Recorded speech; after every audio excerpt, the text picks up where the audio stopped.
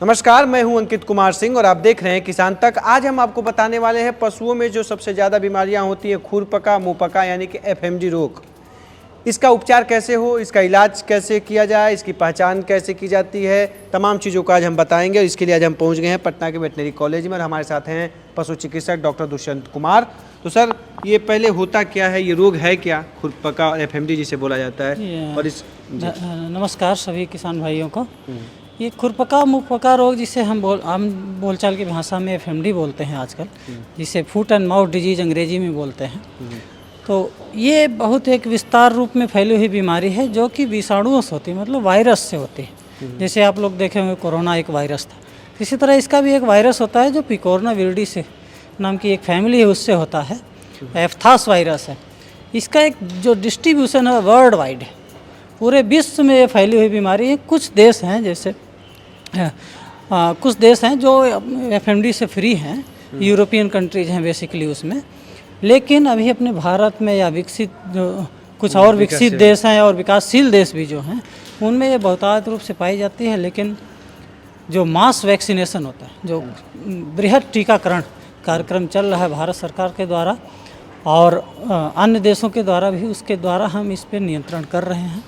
आने वाले भविष्य में हो सकता है कि ये पूरे विश्व से गायब हो सकती है। लक्षण इससे इफेक्ट क्या है, पशुओं को होता है तो क्या दिक्कत है? इसमें एक बहुत बड़ा लक्षण आता है कि इसके जो खुर है, खुर पे जैसे दिखाई थोड़ा सा, ये यहाँ पे खुर है, यहाँ पे छाले पड़ जाएंगे, घाव हो जाएगा। जी जी। इसके मुंह के अंदर घाव पड़ जाएगा, दांतों के अंदर ऐसे आराम से दांतों के अंदर बड़े बड़े छाले पड़ जाते हैं और लार भी टपकने लगती है कभी।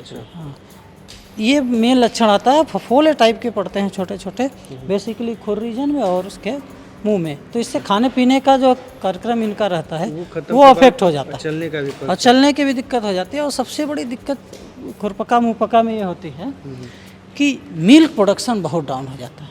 मिल्क प्रोडक्शन, मिल्क जो दूध का उत्पादन है ना, मिल्क प्रोडक्शन, जो दूध का उत्पादन है वो लगभग यहाँ तक कि 80% तक रिड्यूस होता देखा गया है। 80% तक कमी आ जाती है। और ये जो मिल्क का उत्पादन है, दूध का उत्पादन है, वो बीमारी पीरियड ही तक नहीं रहता। बीमारी पीरियड के बाद भी ये दूध का उत्पादन घटा ही रहता है। तो ये सबसे बड़ा ड्रॉबैक है इस डिजीज का। होने का कारण क्या होता है? इसका होने का कारण जैसे कंटामिनेशन, ये जो है देखिए, एक तरह एरोसॉल मतलब हवा से, जैसे कोरोना फैलता था हवा से, उसी तरह हवा से फैलने वाला विषाणु है। इवन दो आपके किसी एफएमडी जहाँ पे हुआ किसी फार्म में, मान लीजिए आपके किसी गांव में, दूर गांव में हुआ, आपके गौशाला के विजिट यहाँ पे आया, तो उसके कपड़ों के द्वारा या उसके जूते चप्पल किसी के द्वारा आ सकता है, यहाँ पे हो सकता है।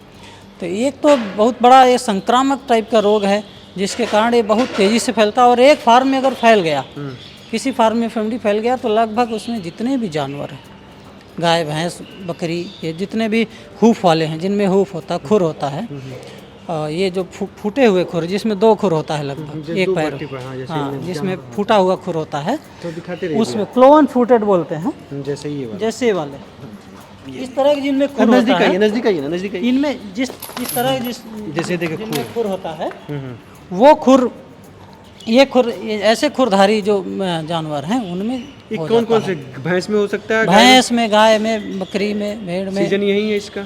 सीजन देखिए प्री मानसून जैसे आएगा, उसके पहले हमें अगर वैक्सीनेशन नहीं कराया हम, तो मानसून के बाद ये बहुत तेज़ी से फैलता है। जब मानसून यानी मौसम चेंज होता है? हाँ, नहीं, मानसून बारिश से पहले। अच्छा, बारिश से पहले हो जाता है, लेकिन ये नहीं ज़रूरी है कि बारिश से पहले ही हो। अगर कहीं से इन्फेक्शन आ गया तो उसके पहले भी हो सकता है।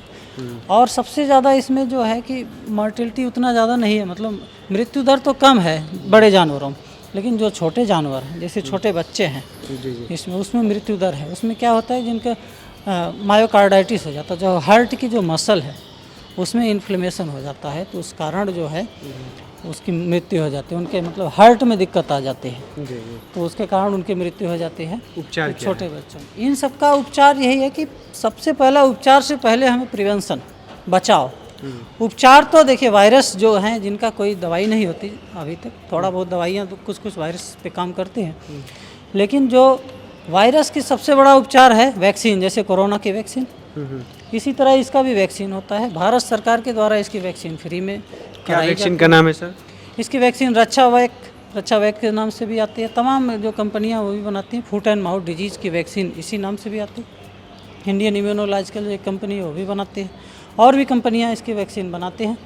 और सबसे खड़ी जो खास बात है वो भारत सरकार द्वारा इस वैक्सीनेशन को एकदम टोटली फ्री रखा गया है, जिसके कारण ये पूरे भारत में इसका वैक्सीनेशन साल में 2 बार होता है। और अगर कोई फार्म बहुत ज़्यादा अफेक्टेड है तो वहाँ से 3 बार भी कर सकते हैं, लेकिन 2 बार वैक्सीनेशन करके हम बचाव कर सकते हैं। ट्रीटमेंट दूसरा है। अगर मान लीजिए किसी तरह हो गया तो सबसे पहला काम है कि उस जो भी फार्म है उसको पूरा नीट एंड क्लीन साफ़ करना है। जो भी गोबर है, मल मूत्र जो भी है उसको पूरा साफ़ करके चूना या ब्लीचिंग पाउडर एक परत पूरा बिछा देना है। जो आपके इंट्रेंस गेट है गौशाला का या आपके जो सार है जो जिसको बोलते हैं पशु आवास, वहाँ पे पूरा चूना या ब्लीचिंग का पूरा एक लाइन पूरा बड़ा सा बना दीजिए। और दूसरा, जो भी बाहर से लोग आ रहे हैं, जैसे गौशाला में कोई विजिट करने आ रहा है तो उसको सबसे पहले लाल दवा के पानी में से उसका पैर डुबाते हुए ले जाएं, और ज़रूरी हो तभी ले जाएं। अगर आपके फार्म में एफएमडी फैला है तो कतई किसी को विजिट के लिए परमिट न करें। किसी को भी ना बाहर का आदमी आ पाए ना अंदर का आदमी बाहर किसी गौशाला वगैरह में जाके विजिट कर सके। कपड़े वगैरह साफ़ करने, जो भी कपड़े यहाँ के हैं जो लेबर करते हैं उनके कपड़े यहाँ रख के दूसरी नए कपड़े पहन के बाहर जाएं, घर से भी दूसरे कपड़े पहन के आएँ।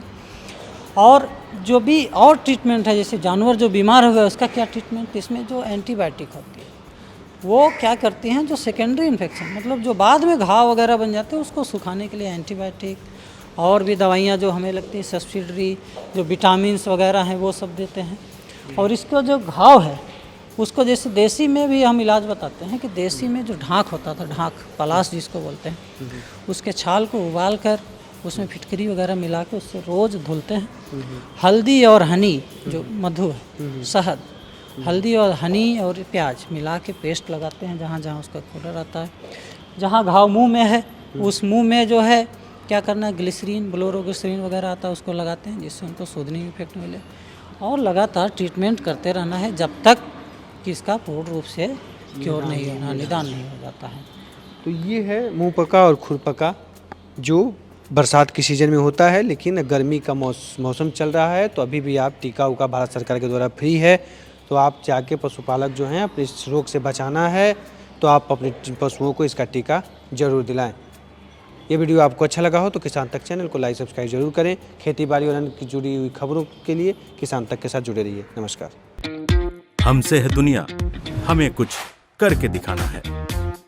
मिट्टी मेरी, सेहत मेरी, खेती का नया जमाना है। किसान तक खाना है तो उगाना है।